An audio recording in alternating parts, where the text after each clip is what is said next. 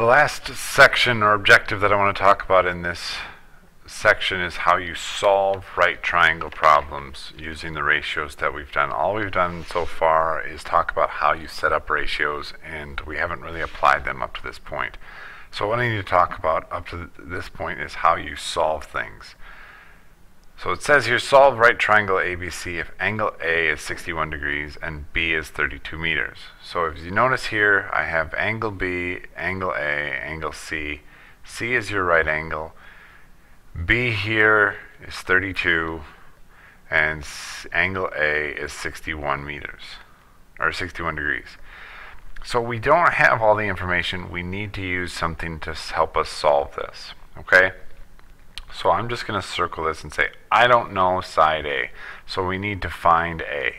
Now this is the nice thing about this, because we don't have all the information, but I can use different methods to find this, okay? I don't know A, but I know this angle, and this angle is opposite of that side. And I know the adjacent side. So I think about this. What has opposite? What has adjacent? And the ratio that comes to mind is tangent. So if I think of tangent, I think of opposite over adjacent. But this time, I have an angle to work with, so I need to put the tangent of 61 degrees is equal to the opposite, which in this case is side A, over 32. So there's my equation. I just need to solve for A. So I times both sides by 32. And I'm left with A is equal to 32 times the tangent of 31 or 61 degrees. Now remember, your calculator has to be in degrees. So your calculator has to be in degrees to do this. So when you type this into your calculator, you have to make sure your calculator is in degrees, otherwise this won't work. So what I'm left with is that A is approximately 57.73. So this is what A is equal to. And that's in meters. Well, we can now start and talk about B, because I know these two angles have to add up to 90. And if I take a look real quick, I know that B is going to have to be 29 degrees. Now the last thing I have to ask myself is, how can I find C, or the hypotenuse? Well, if I wanted to find C, that's the hypotenuse. I need something with one of these two sides and this angle. I'm going to use cosine of 61 degrees, which is adjacent 31 over the hypotenuse, which is C. Now I could have used the Pythagorean theorem because I have two sides, but I'm going to show you how this works. Now this is a little bit different because of the fact that I want to solve for C, but that's in the denominator. I still have to move it to the other side. So I have C times the cosine of 61 degrees equals 31. I want to solve this. I divide by the cosine of 61 because that's really just a number. And I'm left with what C is equal to. So if you take 31 divided by the cosine of 61, I get C is equal to 63.94. And that's approximately.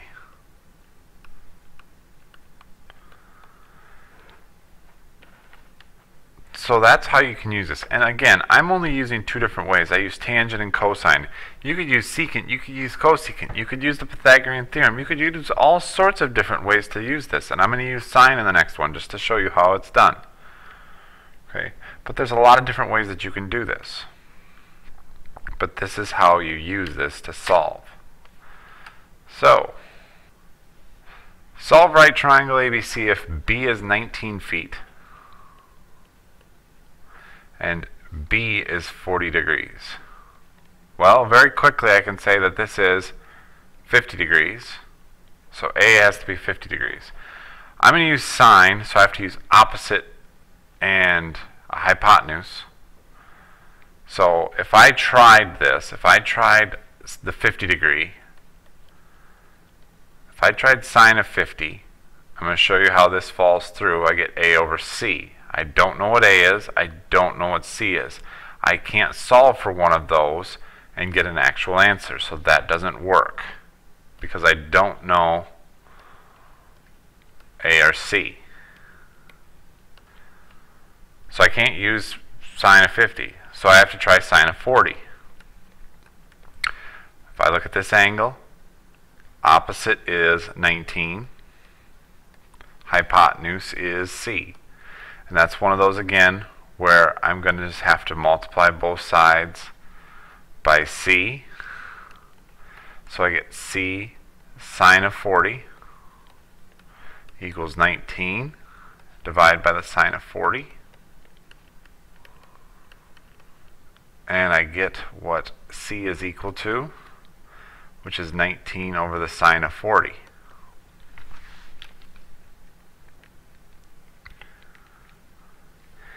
And I'm left with that C is equal to 29.56. So there's a sine ratio. I've used sine, cosine, and tangent.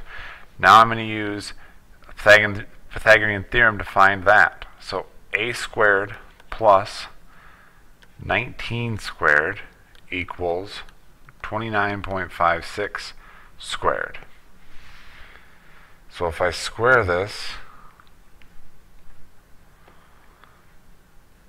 I'm going to get 873.79.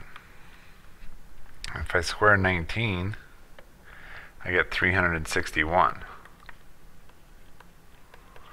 So I'm going to subtract 361.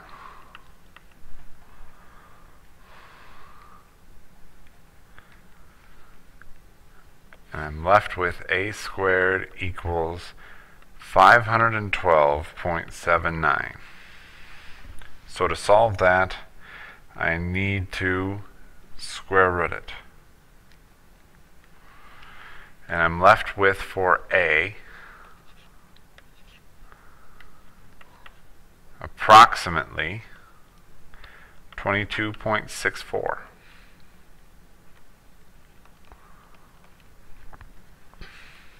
And that's my answer for solving this completely. When you solve completely, you have every single angle marked and identified in terms of labeling. Now, I'm not labeling them completely, so I'm going to put the labels here, and there they are. So the objective, again, is to make sure that everything is identified and solved on any triangle. Sometimes you're not going to know an angle, so you can't use this as effectively. So we have to talk about one other thing that we're going to have to use to our advantage. So we have two sides. A is 29, C is 53. So I can use the Pythagorean theorem very quickly to find B. So 29 squared, which is 841, plus B squared equals 2809. So I'm going to minus that 841.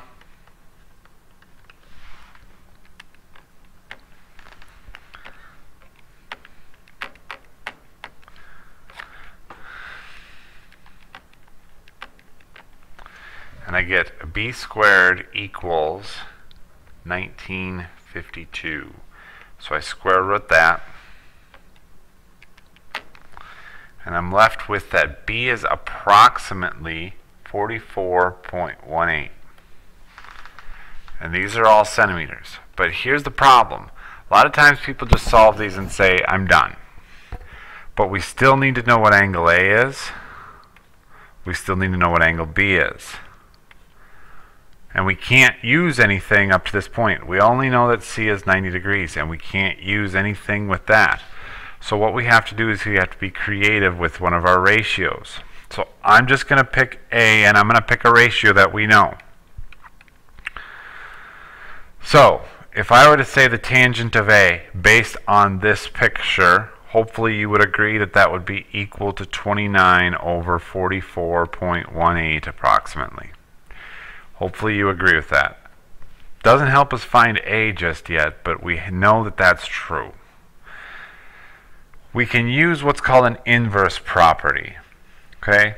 So this is true. If tangent of A is equal to this,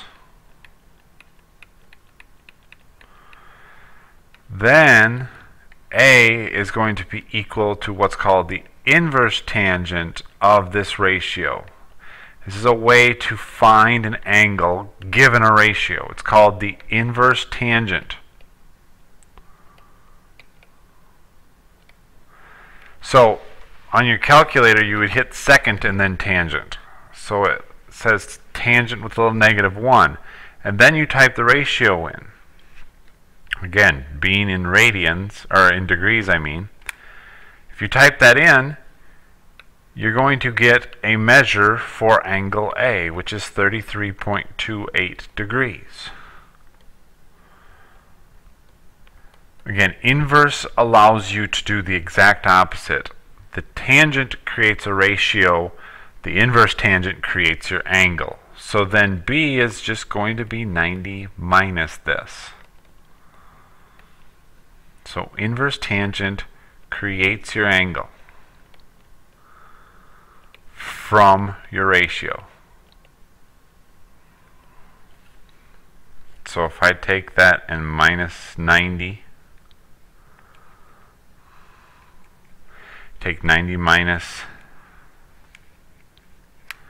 that, you get 56.12 or 56.72.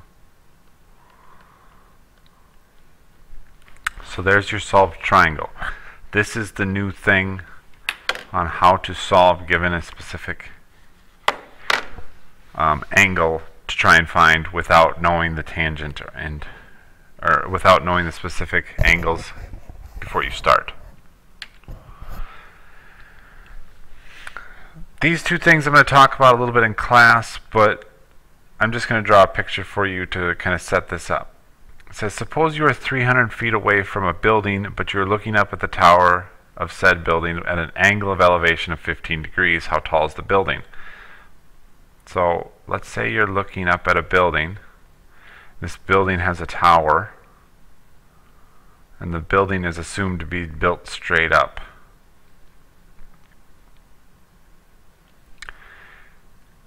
We can set this up at a right triangle problem because this is 300 feet. That's how far you are away. So here's you. And you're looking up at 15 degrees. And we know that this is at a right angle. How tall is the building?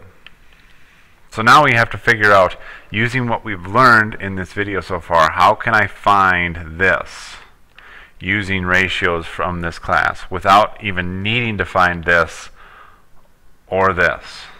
If we don't need that, we don't need this. We want specifically one piece and how we go about doing that. And that's where I'll talk about that from class.